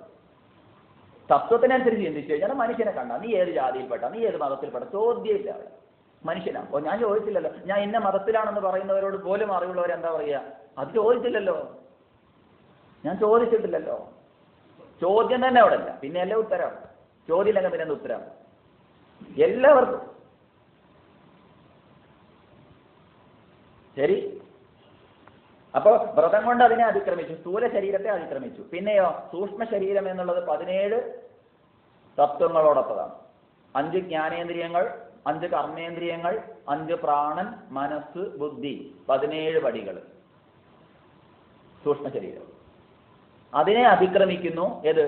തീർത്ഥാടനം കൊണ്ട്. അടനം എന്ന് പറഞ്ഞാൽ യാത്ര, നിൽക്കാതെയുള്ള യാത്ര. അപ്പൊ തീർത്ഥാടനം എന്ന് പറയുമ്പോൾ നിൽക്കാതെയുള്ള യാത്ര. ഏതാണ് ആ നിൽക്കാതെയുള്ള യാത്ര? ജീവിതമാകുന്ന തീർത്ഥയാത്ര. ജീവിതം തന്നെ ഒരു തീർത്ഥാടനമാണ്. ലക്ഷ്യത്തെ മുൻനിർത്തിക്കൊണ്ടുള്ള ജീവിതമാണെങ്കിൽ അതൊരു തീർത്ഥാടനമാണ്. അതിൽ ഒന്നുകൂടി നമ്മളെ ലക്ഷ്യബോധം ഉറപ്പിക്കാൻ വേണ്ടി കാലത്തേക്ക് ഒരു വേഷം മാറ്റല് ആണെങ്കിൽ നല്ലതാ. ഈ ലക്ഷ്യത്തെ അറിയാതെ അലച്ചിലായ ഒരു ജീവിതം, ലക്ഷ്യബോധത്തോടു കൂടി ഒരാൾ ജീവിതത്തിൽ മുന്നേറുന്നുണ്ടെങ്കിൽ അതന്നെയാണ് തീർത്ഥയാത്ര. അവിടെ പ്രത്യേകിച്ച് വേറെ വേഷം മാറ്റൊന്നും വേണ്ട. അയാളുടെ ജീവിതം ധാർമ്മികമാണെങ്കിൽ, ലക്ഷ്യം എന്താണ്? മനുഷ്യജന്മം ലഭിച്ചിരിക്കുന്നത് തന്നെ അവിടെ മോക്ഷമാകുന്ന ലക്ഷ്യത്തെ മുൻനിർത്തിക്കൊണ്ടൊരു ജീവിതം. മോക്ഷമാണ് ലക്ഷ്യമെങ്കിൽ മാർഗം ധർമ്മമാണ്, ഇല്ലെങ്കിൽ അധർമ്മമാണ്. അപ്പൊ മോക്ഷമാകുന്ന ലക്ഷ്യത്തെ മുൻനിർത്തിക്കൊണ്ട് ഒരാൾ ജീവിതം ചിട്ടപ്പെടുത്തുന്നുണ്ടെങ്കിൽ അതിന്റെ പേരാണ് ധാർമ്മികമായ ജീവിതം എന്ന്. അങ്ങനെയുള്ള ഒരു ധാർമ്മിക ജീവിതം നയിക്കുന്ന ഒരാളെ സംബന്ധിച്ച് അത് നിൽക്കാതെയുള്ള ഒരു യാത്രയാണ്. അതിന്റെ അർത്ഥം തീർത്ഥാടനമാണ്. അയാൾക്ക് വേറൊരു തീർത്ഥാടനത്തിന്റെ ആവശ്യം ഇല്ല. എന്നാൽ അത് തീർത്ഥാടനമാണെന്ന് ബോധിപ്പിക്കാൻ ഇങ്ങനെയുള്ള ചില വ്രതങ്ങളെ കൊണ്ട് കഴിയുമെങ്കിൽ അത് വളരെ നല്ലതാണ്, വളരെ നല്ലതാണ്. പക്ഷെ ആവണം. അപ്പൊ 17 തത്വങ്ങളാകുന്ന 17 പടികളെ ജീവിതത്തിൽ അതിക്രമിച്ചാൽ അതിൽ തടസ്സമായി നിൽക്കുന്നത് ആ തീർത്ഥയാത്രയിൽ, ജീവിതമാകുന്ന തീർത്ഥയാത്രയിൽ മോക്ഷമാകുന്ന ലക്ഷ്യത്തിൽ നിന്ന് ബഹുദൂരം എന്നെ മാറ്റിക്കൊണ്ടുപോയത്, പായി കെട്ടാത്ത തോണി കണക്കെ നടുക്കടലിലേക്ക് എന്നെ കൊണ്ടുപോയത് ഏതായിരുന്നു? പാപപുണ്യങ്ങളാകുന്ന എന്ന ആ കാറ്റ് വീശിയതുകൊണ്ടാണ്. പാപമാകുന്ന കയത്തിലേക്ക് പതിക്കാതിരിക്കാൻ വേണ്ടി പുണ്യമാകുന്ന പായ കെട്ടി എന്ത് ചെയ്തു? അങ്ങോട്ട് തിരിച്ചു. ഈ പുണ്യപാപങ്ങളാകുന്ന ഇരുമുടിക്കെട്ടുമേന്തി പോകുന്നു. രണ്ടും വേണ്ട. അത് സമർപ്പിച്ചാൽ എന്തായിത്തീരും? അഭിഷേകം ചെയ്യുന്നതോടുകൂടി പുണ്യവും പാപവും ഇല്ല, അതിന് വേണ്ട, അത് തടസ്സമല്ല. പിന്നെ തടസ്സം നീങ്ങി. രണ്ടും തടസ്സം തന്നെയാണ്. ഗീതയിൽ പറഞ്ഞ തേത്തും ഭുക്ത്വാ സ്വർഗലോകം വിശാലം ക്ഷീണേ പുണ്യേ മർത്യലോകം വിശന്തി ഏവം ത്രയീധർമ്മം അനുപ്രപന്ന ഗതാഗതം കാമകാമാ ലഭന്തേ. അല്ലെങ്കിൽ സ്ഥാവരാങ്കോ അധോഗതി, അധോഗതിയിലേക്ക് പതിക്കാം. അതുകൊണ്ട് പുണ്യവും പാപവും എനിക്ക് തടസ്സമാണ്. അങ്ങനെ ജീവിക്കുന്ന ഒരാള് പിന്നെ കാരണ ശരീരവും കൂടി ഉണ്ട്. സ്ഥൂല ശരീരം, സൂക്ഷ്മ ശരീരം. സ്ഥൂല ശരീരം ഞാനല്ലെന്ന് വ്രതം കൊണ്ട്, സൂക്ഷ്മ ശരീരവും ഞാനല്ലെന്ന് യാത്ര കൊണ്ട്, പിന്നെയോ കാരണ ശരീരവും ഞാനല്ലെന്ന് ബോധിക്കണം. കാരണ ശരീരം ഏതാ? അജ്ഞാനമാണ്. ഈ അജ്ഞാനമാണ് സ്ഥൂലത്തിനും സൂക്ഷ്മത്തിനും സ്ഥൂലത്തിനും സൂക്ഷ്മത്തിനും കാരണമായി നിലകൊണ്ടത്. സ്ഥൂലത്തിനും സൂക്ഷ്മത്തിനും കാരണമായി നിലകൊള്ളുന്നത് കൊണ്ടാണ് അതിന് കാരണ ശരീരം എന്ന് പേര് വന്നത്. കാരണമില്ലാതെ കാര്യമുണ്ടാകില്ല. അപ്പൊ കാരണം ശേഷിക്കുന്ന കാലത്തോളം വീണ്ടും തദൈവ, വീണ്ടും വന്ന അങ്ങനെയൊക്കെ തന്നെയാവും. എല്ലാ കൊല്ലം ഒരു പോക്കുവരവായി മാറും. കൊണ്ടുപോയി കൊണ്ടുവരണേ അല്ലേ? കൊണ്ടുപോയിട്ട് കൊണ്ടുവരും വേണം. അപ്പൊ ഇങ്ങനെയായിപ്പോവും. ഇങ്ങനെ ഒരു ഗതാഗതമായി പോകും. ഇതൊരു സ്ഥിരം പരിപാടിയായി പോകും. ജീവിതമാകുന്ന യാത്രയെ, തീർത്ഥയാത്രയെ അപ്പോഴും ഒരു കാലത്തും ധരിക്കുന്നില്ല. അപ്പൊ എന്നും പോയി കൊണ്ടേ ഇരിക്കണേ, പോവുക വരിക, നോമ്പ് മുറിക്കാൻ പിന്നെ ചില പണികളൊക്കെ ചെയ്യുക. അങ്ങനെയൊക്കെ ഉണ്ട്. നോമ്പ് മുറിഞ്ഞില്ലെങ്കിൽ കുഴപ്പമല്ലേ, മുറിച്ചാലല്ലേ പിന്നെ എടുക്കാൻ പറ്റും. അപ്പോൾ ഇങ്ങനെയുള്ള പോക്കും പോകും. പിന്നെ അതിലേറെ കുറച്ച് കഷ്ടപ്പാടിയാവും പിന്നത്തെ ജീവിതം അങ്ങനെ വരുന്നത്. പിന്നെ പിറ്റേത്തെ കൊല്ലം പിന്നെ ഇങ്ങനെ എല്ലാത്തിനെയും പറയിപ്പിക്കുന്ന തരത്തിൽ ആയിത്തീരുന്നുണ്ട്. എന്തെങ്കിലും ഒരു മാറ്റം ഇല്ല. അപ്പൊ സ്ഥൂല ശരീരത്തെയും സൂക്ഷ്മ ശരീരത്തിനും കാരണമായിരിക്കുന്നത് അജ്ഞാനമാണ്. സ്ഥൂല ശരീരത്തിൽ ഞാൻ അഭിമാനിക്കാനും കാരണം, സൂക്ഷ്മ ശരീരം ഞാനാണെന്ന് തെറ്റിദ്ധരിച്ചതിനും കാരണം ഏതാണ്? അജ്ഞാനമാണ്. അപ്പൊ അജ്ഞാനമാകുന്ന 18-ാം പടി കയറിക്കഴിഞ്ഞാൽ, അജ്ഞാനം നീക്കിക്കഴിഞ്ഞാൽ, അജ്ഞാനം നീക്കാൻ എന്തേ വഴിയുള്ളൂ? ഒറ്റ വഴിയുള്ളൂ. ഏത്? ജ്ഞാനം. ജ്ഞാനമേവത് കൈവല്യം. ജ്ഞാനമല്ലാതെ വേറൊരു വഴി കൈവല്യത്തിനില്ല. കേവല ഭാവത്തെ പ്രാപിക്കാൻ ഇപ്പൊ കലർപ്പോട് കൂടിയാണ് ഞാൻ എന്നുള്ളത് അറിഞ്ഞത്. ഏത്? സ്ഥൂല ശരീരത്തിന്റെ കലർപ്പോട് കൂടി ഞാൻ എന്ന് ധരിച്ചുപോയി. അതിലുണ്ടാവുന്ന ഒരുപാട് തിക്താനുഭവങ്ങൾക്ക് അനുസരിച്ച് ഞാൻ അശാന്തനും അസമാധാനവും അസ്വസ്ഥതയും കുറെ അനുഭവിച്ചു. അതിൽ നിന്ന് മതി എന്നുള്ളൊരു തീരുമാനത്തിലാണ് ഇത് ഞാനല്ല എന്ന് അന്വേഷിച്ചു പോയത്. സൂക്ഷ്മ ശരീരവും ഞാനാണെന്ന് ധരിച്ചതിന്റെ ഒരുപാട് തിക്താനുഭവങ്ങളെ ഏറ്റു അറിഞ്ഞോ അറിയാതെയോ അങ്ങനെയാണ് എന്ത് ചെയ്തത്?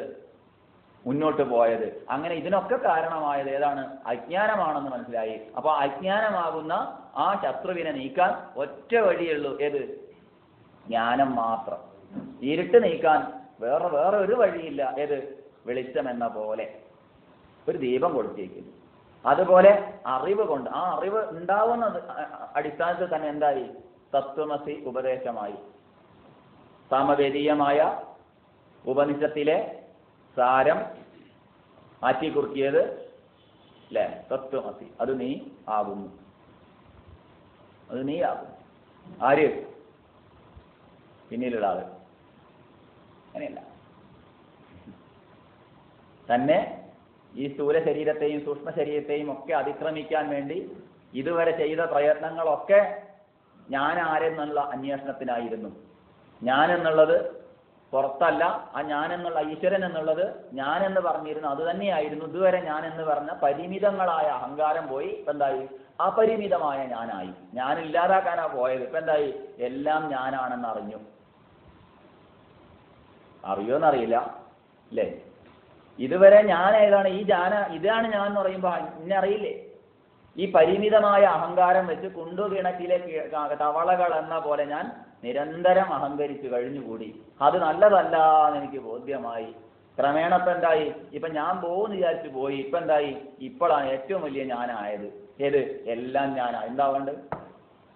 തലക്കനം കൂടി എന്നർത്ഥം. ആ തലക്കനല്ല ഇവിടെ. ഏതാണ്? ഒന്നുകിൽ എല്ലാം ഞാനാണെന്ന് അറിയുന്നു, അല്ലെങ്കിലോ ഒന്നും ഞാനല്ല എന്നറിയുന്നു. ഒന്നും ഞാനല്ല എന്നറിഞ്ഞാൽ ഏറ്റവും വലിയ ഞാനായി. പരിമിതമായ അഹങ്കാരമല്ല, പിന്നെ അപരിമിതമായ അഹങ്കാരത്തിന്റെ ഉടമയായി. ഏതാണ് അപരിമിതമായ അഹങ്കാരം? എല്ലാം ഞാനാണ്, ഞാനല്ലാതെ ഒന്നും തന്നെയില്ല. ഇത് ബോധിച്ച ഒരാളിൽ നിന്ന് സ്വാഭാവികമായി ഉണ്ടാകുന്ന വാക്യമാണ് തത്വമസി. അഹം ബ്രഹ്മാസ്മി എന്ന് ബോധിച്ച ഒരാളിൽ നിന്ന് ഉണ്ടാകുന്നത് ഏതോ അതേ തത്വമസി പറയാൻ പറ്റൂ. അല്ലാതെ തത്വമസിക്ക് വ്യാഖ്യാനം ഗമിക്കാൻ സാധ്യമല്ല. അവരുടെ സ്വാഭാവികമായ ഭാവമാണത്. ഏത്?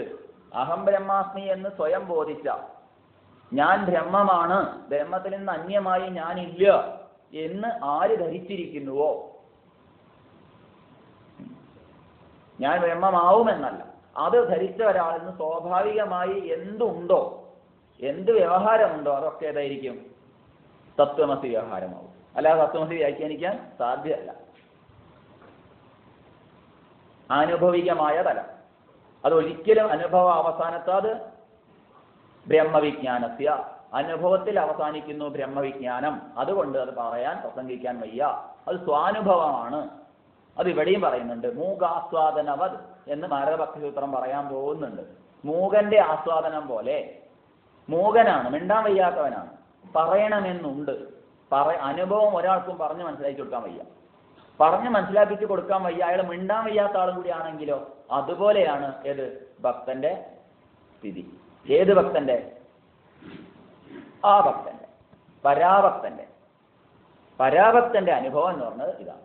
അങ്ങനെ അയാൾ ഏത് ജ്ഞാനമുദ്ര എന്ന് പറയുന്നത് ശരിയാണെന്ന് ചോദിച്ചാൽ ശരിയല്ല. അവിടെ ഈശ്വരൻ എന്നുള്ളത് കുറച്ചും കൂടി മോള് തന്നെയാണ്. ഞാൻ അവിടുത്തെ ഒരു ഉപകരണമാണെന്നുള്ള ചിന്ത. അപ്പോഴും അവിടുന്ന് ആ മോളില് ഭക്തനും ഭഗവാനും വേറെയുണ്ട്. പക്ഷെ അവിടെ അനേകമില്ല, രണ്ടേ ഉള്ളൂ. ഏതാ ഉള്ളത്? രണ്ട്. ഭക്തൻ, ഭഗവാൻ.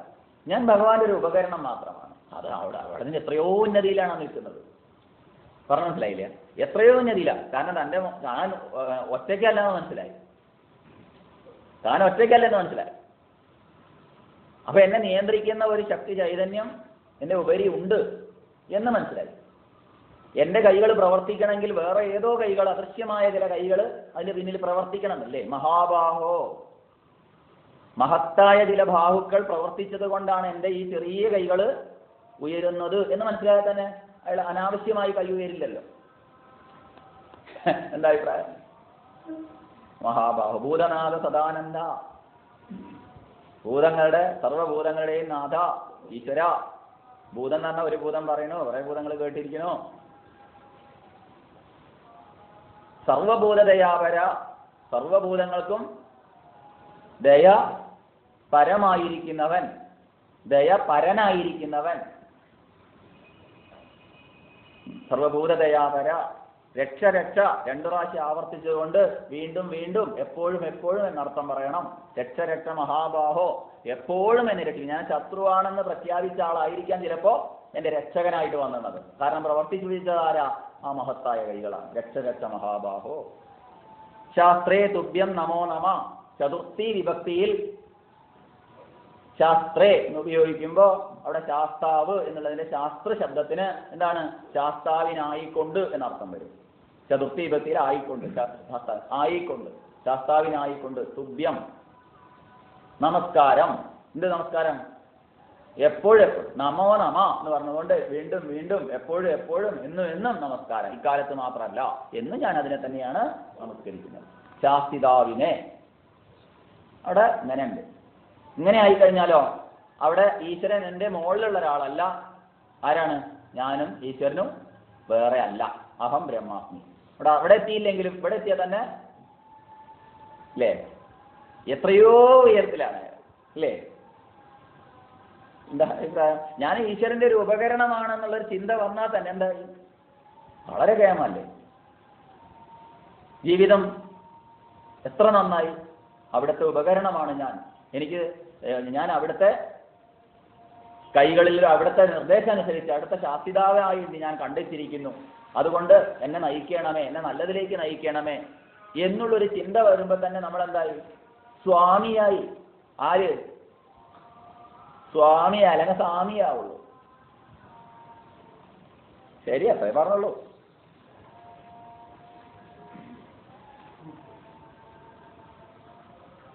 എന്നിട്ട് തസ്മിൻ അനന്യത തദ്വിരോധിഷു ഉദാസീനതാച്ച. തസ്മിൻ അതിൽ, ആ ന്യാസത്തിൽ. ഏത്? ത്യാഗരൂപമായിരിക്കുന്ന ന്യാസത്തിൽ. ഭോഗരൂപമല്ല, അത് ത്യാഗരൂപമാണ്. അതെല്ലാവർക്കും അനുഭവമല്ലേ? കാലത്ത് പ്രത്യേകിച്ച് അല്ലേ? അടുത്ത കൊല്ലം അതന്നെയാ നല്ലത് എന്നൊക്കെ അറിഞ്ഞാൽ അടുത്ത കൊല്ലത്തിലേ പിന്നെ തോന്നുള്ളൂ. ത്യാഗരൂപമാണെന്ന് എല്ലാവർക്കും അനുഭവമായിരിക്കും. കാരണം വെച്ചാല് പലതും തോന്നിയോണം അവനവന്റെ ഇന്ദ്രിയങ്ങളെ പലതിലേക്ക് പ്രവർത്തിപ്പിക്കുന്നതാണോ നല്ലത്? അല്ല. പലതിലേക്ക് പരക്കം പായാൻ വിടാതെ ഏകാഗ്രമാക്കി തീർക്കുന്നതാണോ നല്ലതെന്ന് ചോദിച്ചാൽ ആനുഭവികമായ തലത്തിൽ നിന്ന് ഏതൊരു വ്യക്തിയും പറയും എന്ത് നല്ലതായിരുന്നു അക്കാലത്ത്. പിന്നെ എന്തേ പിന്നെ വിട്ടത് എന്ന് ചോദിച്ചാലോ അതൊന്നും ഇപ്പോ നടക്കുന്നതാണോ? ഒന്നുകൊണ്ട് ആനന്ദം ലഭിക്കുന്നുണ്ടെന്നുണ്ടെങ്കിൽ അതിന്റെ